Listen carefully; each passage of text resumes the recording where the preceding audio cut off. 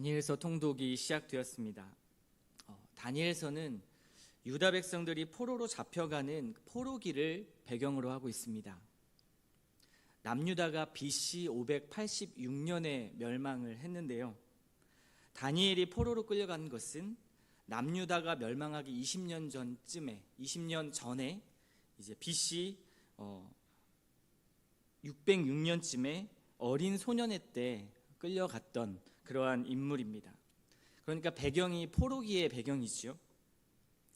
그래서 다니엘서에 쓰여진 다니엘서가 기록된 주제와 목적이 당시 독자들에게 포로로 끌려간 다니엘과 세 친구를 보면서 바벨론이라는 또 다른 문화, 이교 문화와 이교 세계에서 그들과 타협하지 말고 압제와 박해의 상황을 잘 견디라 격려하는 메시지가 다니엘서의 주된 목적과 내용입니다. 그래서 다니엘서의 그 구조를 전체로 크게 두 부분으로 나눌 수가 있는데요. 1부는 1장부터 6장까지의 내용입니다.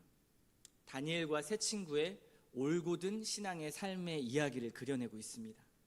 그리고 7장부터 12장까지는 그들의 올곧은 신앙의 삶을 가능하게 하는 꿈과 환상의 이야기가 등장합니다. 그것이 후반부 7장부터 12장까지의 내용입니다. 이 이야기들은 현재 세상이라는 곳에서 전혀 다른 가치와 그리고 목적을 가지고 살아가는 그리스도인들에게 굉장히 중요하고 적실한 메시지가 바로 이 다니엘서의 메시지입니다. 이 다니엘서의 메시지를 통해서 우리가 세상 속의 그리스도인들은 무엇을 붙잡고 어떻게 살아가야 될 것인가, 그것이 다니엘서를 통해서 우리가 보아야 할 그러한 중요한 메시지입니다. 저는 여러분과 오늘 이 말씀을 좀 나누고 싶습니다. 오늘 본문의 배경이 되는 1장 1절부터 2절까지의 말씀을 보면 바벨론의 왕 느부갓네살이 예루살렘을 포위해서 함락했다라고 말씀하고 있습니다. 그리고 성전에 있는 성물까지 빼앗아 가지고 그들의 보물창고에 두었다라고 말씀을 하고 있습니다. 이제 완전히 이스라엘이 멸망한 것이나 다름없지요. 이제는 이스라엘이라는 나라는, 남유다라는 나라는 바벨론의 속국이 되는 상황이었습니다. 당시 고대 사람들의 생각에는 전쟁의 승리는 곧 그들이 섬기는 신들의 승리다라는 생각이 있었습니다. 만약에 그런 생각대로라면 지금 이스라엘의 신, 하나님이 택한 그 백성들, 이스라엘의 여호와는, 그리고 그 하나님은 패배하게 되는 것입니다. 과연 하나님이 패배하시는 것일까요? 그렇지 않습니다. 오늘 2절 말씀 굉장히 중요한데요. 한번 보십시오. 자세히 한번 보십시오. 전체 문장의 주어가 누구입니까? 주께서입니다. 주께서. 그리고 동사를 찾아보시면 뒤에 보면 그의 손에 넘기심에라는 말씀이 있습니다. 수동태가 아니죠. 끌려간 것이 아니라 주께서 그의 손에 넘기셨다라고 말씀하고 있습니다. 하나님께서 패배한 것이 아니라 하나님이 의도적으로 이 모든 일을 이끌어 가고 계시다라는 것을 정확하게 설명하고 있습니다. 우리는 이 부분을 정확하게 짚고 넘어가야 할 것입니다. 그래서 남유다의 이러한 패망도 하나님의 뜻과 하나님의 계획이 있기 때문에 일어난 징계이지 절대 하나님은 끌려다니시는 분이 아니라는 것입니다. 남유다가 망한 것은 하나님의 능력이 약해졌기 때문이 아니라, 하나님께서 패배한 것이 아니라 하나님께서 그렇게 역사를 통치하시고 그러한 방법으로 지금 역사를 주관하고 계시다라는 것을 다니엘서는 시작하면서 먼저 못을 받고 시작을 하고 있습니다. 그런데 세상은 지속적으로 성도를 향해서 하나님의 역사를 약화시키도록 그렇게 우리를 도전하고 있습니다. 그렇지 않습니까? 오늘 3절과 7절까지의 내용을 보십시오. 느부갓네살 왕이 관원들에게 지시를 내리는데요. 어떤 지시냐면 유다의 포로들 가운데 얼마를 택해서 바벨론 왕궁을 섬길 자를 훈련하라 라는 그러한 명령이었습니다. 왜 이러한 지시를 내렸을까요? 느부갓네살 왕이. 바벨론의 왕은 이때 당시에 굉장히 잔인하고 악한 왕으로 알려져 있었습니다. 그런데 그가 이스라엘에서 끌려온 자들을 그들에게 긍휼과 은혜를 베풀어서 몇 명을 택해서 지도자로 세우려고 하는 것이죠. 바벨론 왕은 이제는 이스라엘 포로 민족을 다스릴 때 어떤 폭력으로 하는 무단 통치가 아니라 이제는 그들의 문화 안에 들어가는, 그리고 그들의 삶으로 들어가게 하는 문화 통치로 전환해서 그들의 민족 정신과 그들의 신앙을 무너뜨리고 바벨론화 시키려는 그러한 통치였습니다. 느부갓네살이 지금 그러한 정책을 하려고 하는 것이죠. 그래서 오히려 유다의 어린 소년들, 똑똑하고 지식이 있는, 그리고 용모에 흠이 없는 유다 소년들을 교육시켜서 유다의 지도자가 되게 하는 것입니다. 4절부터 6절에 그 내용이 나와 있죠. 용모와 지혜, 지식이 뛰어나고 그들에게 갈대아 사람의 학문과 언어를 가르치게 했습니다. 바벨론화 시키겠다는 것이죠. 또 왕의 음식과 좋은 포도주를 주면서 3년이란 시간 동안 그들을 철저하게 훈련을 시키려고 했습니다. 이 모든 과정이 어떠한 과정일까요?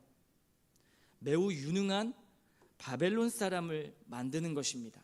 원래 바벨론 사람이 아니라 하나님의 백성인 그런 이스라엘 백성들을 바벨론 사람으로 지도자로 만드는 것입니다. 혈통은 이스라엘인데 그들의 모습은 바벨론의 관료가 되는 것이죠. 성도를 무너뜨리는 것은 꼭 고난과 박해만이 아닙니다. 사탄은 그렇게 멍청하지 않죠. 우리가 가장 좋아할 것으로 우리를 유혹하고 넘어뜨리려고 합니다. 겉으로는 우리에게 좋아 보이는 것들처럼 느끼게 하지만 곧 성도의 신앙을 무너뜨리는 좋아 보이는 일들로 우리를 유혹해서 우리를 하나님으로부터 멀어지게 합니다. 우리에게는 이와 같이 얼마나 많은 유혹들로 세상에 도전이 있는 줄 모릅니다. 너를 유능한 세상의 인재로 인정받는 자로 만들어줄게. 그러니 세상과 동화되어야 돼. 이것만이 세상에서 살 길이야 라는 이러한 메시지들이 우리 귀에 속삭여서 성도의 정체성을 야금야금 무너뜨리는 것이 바로 사탄이 우리를 무너뜨리는 방법입니다. 그때 하나님의 백성은 과연 어떻게 반응해야 될까요? 현재 기독교를 바라보는 사회의 시선이 어떻습니까? 여러분도 체감하고 계시겠지만 매우 적대적입니다. 코로나를 대응하는 과정에서도 기독교는 너무나 큰 타격을 입었습니다. 또 사실은 코로나 이전부터 사회 안에서 기독교에 영향을 비추어 본다면 사실 기독교는 많은 사람들에게 신뢰를 잃었습니다. 과거 기독교의 많은 지도자들의 타락과 그리고 성도들의 그러한 모순적인 삶을 보면서 세상 사람들은 기독교에서 이제는 흥미와 관심을 잃어가기 시작했습니다. 오히려 혀를 끌끌 차고 반감이 가득 차 있습니다. 그래서 이제는 더욱더 신앙을 지키기 어려운 시대가 되어버렸습니다. 우리는 이 시대 속에서 다니엘서에서 보여주는 세상에서 그리스도인이 살아갈 때 나타나는 세 가지 부류의 신앙의 형태를 볼 수 있습니다. 첫째는 세상과 완전히 분리된 신앙입니다. 세상은 악한 곳이기 때문에 그곳에서 떠나서 믿음의 사람들과만 교제하고 교회 안에서만 활동하는 것입니다. 세상과 완전히 단절하는 것이죠. 어쩔 수 없는 삶만 그렇게 살아가고 모든 교제권이나 나의 활동권은 믿음의 사람들 그리고 교회 안에서만 이루어지는 것입니다. 그리고 이렇게 생각하는 것이죠. 세상 사람들과 어울리면 은혜가 떨어진다. 나도 그렇게 물들 수밖에 없으니까 차라리 완전히 분리되는 게 낫다라는 방식의 신앙 생활입니다. 저도 어렸을 때 목사님께서 저희를 가르치시기를 노래방 가지 마라. 세상 친구들과 어울리지 말고 믿음의 친구들과만 어울려라 라는 그런 말씀을 귀에 못이 박히도록 들었습니다. 이러한 맥락에서의 신앙의 차원이죠. 세상과의 분리와 단절을 통해서 신앙의 순수성을 지키고 싶은 사람들, 바로 그런 사람들의 신앙 패턴입니다. 이런 부류의 신앙을 가진 사람들은 아마도 다니엘과 세 친구가 바벨론이 들어간 그 바벨론의 왕립 학교 그 입학하는 것을 아마도 이해하지 못할 것입니다. 왜 그들은 신앙의 순수성을 지키지 못하고 이방 땅 바벨론의 훈련에 참여하는 것이지? 라는 그러한 반응입니다. 두 번째 신앙은 세상과 혼합된 신앙입니다. 이들은 아마도 다니엘과 세 친구에게 이런 식으로 권면할 것입니다. 너희가 그곳에 선발된 것은 하나님의 뜻이야. 거기서 바벨론 왕의 뜻을 철저하게 따르고 바벨론에 철저하게 동화되어서 그래서 그곳에서 높은 지위와 권력을 얻어서 영향력 있는 사람이 되어야 돼 라는 권면입니다. 이것은 뭔가 굉장히 그럴듯하고 좋아 보이죠. 그런데 굉장히 큰 문제가 하나 있습니다. 이곳에서 3년이란 긴 시간을 보내다 보면 다니엘과 세 친구가 과연 성도의 정체성을 온전하게 유지할 수 있을까 하는 문제입니다. 완전히 바벨론화된 삶은 그들을 세속화된 성도로 만들기 쉽기 때문입니다. 지금 우리가 가장 가지고 있는 큰 고민이 무엇입니까? 우리 아이들의 문제이죠. 세상이라는 곳에서 가르치는 세상의 교육과 세상의 문화, 거기에 그대로 노출시켜서 완전하게 동화되게 되면 어떻게 될까요, 아이들이? 과연 하나님을 알고 말씀을 지키려고 할까요?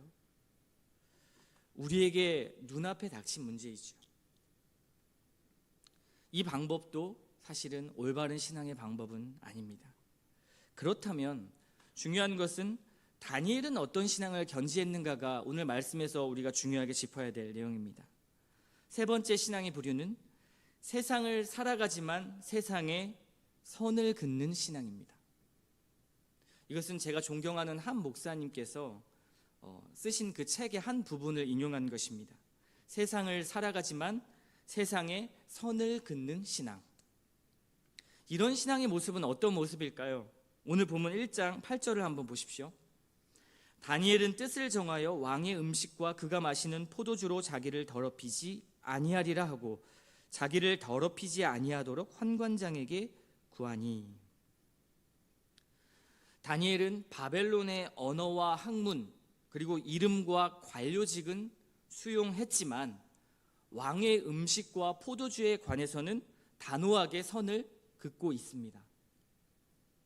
여기서 궁금한 것은 다니엘이 왜 왕의 음식과 포도주를 거부했는가 하는 문제입니다. 여기에는 신학자들이 여러 해석들을 가지고 해석을 하고 있습니다. 첫 번째로 이 음식들이 율법이 금하는 음식이었다라는 해석이 있고요.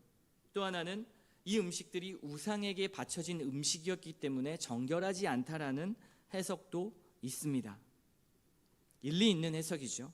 그런데 우리는 좀 더 성경의 정황을 깊게 살펴볼 필요가 있습니다. 사실 다니엘의 상황을 그대로 보면 그들은 바벨론이라는 타국에 포로로 끌려온 상황이었습니다. 사실 이것이 아니더라도 다니엘과 세 친구들은 이스라엘의 정체성을 가지고 온전하게 율법을 그 땅에서 지켜낼 수 있는 상황이 아니었습니다. 그들의 삶에서 그 율법을 지켜낼 수 있는 그런 온전한 상황이 아니었죠. 만일 그렇다면 율법의 문자는 그리고 율법이 요구하는 그런 것들은 바벨론에 있는 것 자체도 사실은 허용하지 않는 것입니다. 거룩한 땅, 그들의 땅 이스라엘에 있어야 하고 거기에서 제사를 드려야 했고 온전한 하나님 앞에 예배를 드려야 하는 상황이었습니다. 율법대로라면 그들은 모두 죽어야 했을 것이고 모두 정결하지 않은 사람으로 치부돼야 합니다. 다니엘과 세 친구가 걸었던 그 길은 율법을 온전히 지킬 수 없는 상황이지만 하나님의 백성으로서 율법의 원리를 토대로 만들어낸 그들의 정한 원칙을 세우는 것이었습니다. 그들의 뜻을 세우는 것이었습니다. 율법을 거부하는 것인가요? 아니죠. 율법의 원리를 가지고 그들의 뜻을 세우는 것이었습니다. 그들은 왜 그런 뜻을 세우고 좋은 것들을 거부했을까요? 이들이 거부한 것은 너무나 좋은 것들이었습니다. 왕에게 주는 음식, 너무나 품질 좋은 포도주. 포로로 끌려온 그들에게 그러한 것들은 너무나 좋은 유혹할 만한 그러한 것들이었죠. 3년 동안 왕의 음식과 포도주를 먹는다고 생각해 보십시오. 최상의 품질과 맛을 자랑하는 왕의 음식과 포도주를 계속 먹게 되면 그럼 어떻게 될까요? 최상의 그 좋은 맛 그리고 좋은 환경에서 그 익숙함에서 벗어나기가 어려워질 것입니다. 나중에는 오히려 그 왕의 음식과 포도주가 없으면 살 수 없게 되는 그러한 현상이 일어날 것입니다. 이런 것이죠. 자동차를 좋아하는 분들이 그런 고백을 합니다. 자동차는 나쁜 차에서 좋은 차로 업그레이드 할 수는 있어도 좋은 차를 타다가 나쁜 차로 다운그레이드 하는 것은 불가능한 일이다. 집도 마찬가지죠. 작은 집에서 큰 집으로 이사하는 것은 좋은 일이고 행복한 일이지만 큰 집에서 살다가 작은 집으로 가는 것은 결코 쉬운 일이 아닙니다. 인간의 욕망이죠. 다니엘과 세 친구에게도 이런 유혹이 비껴갈 리가 없습니다. 그것은 곧 그들에게 왕의 음식과 품질 좋은 포도주를 공급하는 그 대상, 누구죠? 바벨론 느부갓네살 왕입니다.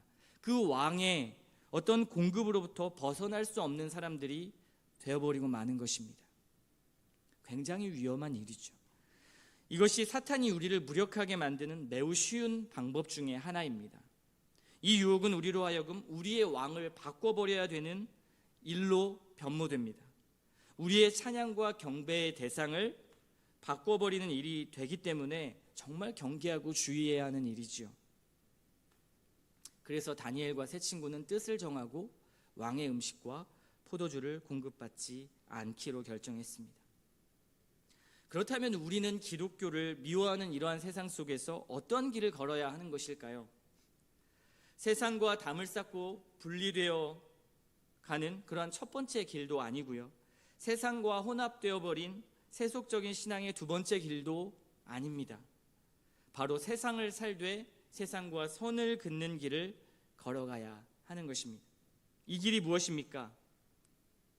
피하지 않고 과감하게 세상 속으로 들어가는 길입니다. 거기엔 여러 가지 아픔도 있고 또 고통도 있겠지요. 갈등도 있을 것입니다. 그러나 세상에서 사용하는 말과 기술과 능력도 우리는 익혀야 합니다. 세상과 분리되어서는 그들에게 복음을 전할 수도 없고 세상에 빛이 될 수도 없기 때문입니다. 그러나 여전히 그 안에 율법의 원리, 무엇이죠? 하나님 사랑과 이웃 사랑입니다. 그 원리를 붙잡고 하나님의 말씀의 원리를 붙잡고 세상에 깊이 들어가서 세상을 살지만 세상과 똑같아지지 않는 삶, 그 삶을 사는 것이죠. 세상 사람들은 기독교를 인정하지 않고 하나님을 인정하지 않지만 그러한 모습을 보기를 원합니다. 하나님을 믿는 사람은 특별하구나. 교회를 섬기고 교회를 다니는 사람은 뭔가 다르구나라는 것을 기대한다는 것입니다. 이것이 세상 속의 그리스도인입니다. 그렇다면 이렇게 반응한 다니엘과 세 친구의 삶을 쭉 볼 때에 하나님은 과연 그들에게 어떠한 반응과 평가를 내려주실까요? 우리 9절 말씀을 좀 보겠습니다. 하나님이 다니엘로 하여금 환관장에게 은혜와 긍휼을 얻게 하신지라. 은혜와 긍휼을 허락하셨습니다. 15절 보십시오. 열흘 후에 그들의 얼굴이 더욱 아름답고 살이 더욱 윤택하여 왕의 음식을 먹는 다른 소년들보다 더 좋아 보인지라. 17절과 20절도 보겠습니다.